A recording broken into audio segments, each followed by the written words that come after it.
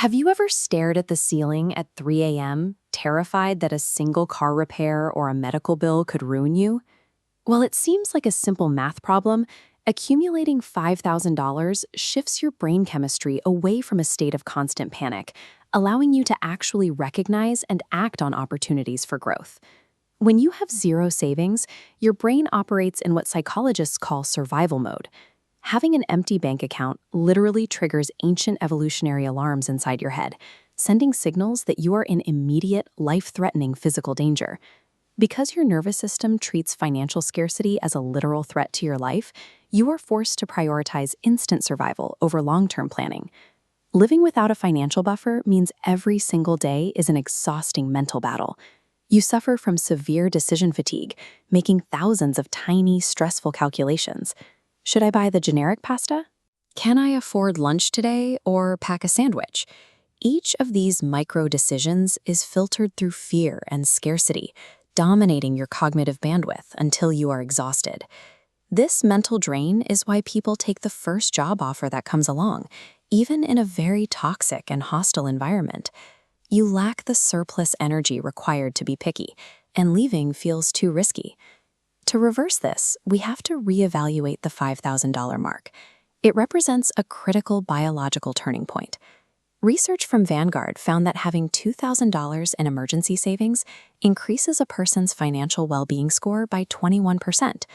Pushing that barrier to $5,000 pulls you out of the danger zone, triggering the emergency fund effect.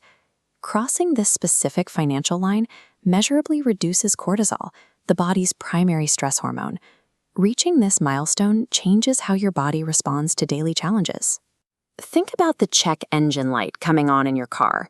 When you have $5,000 in your account, that same light is just a mild annoyance rather than a countdown to financial disaster.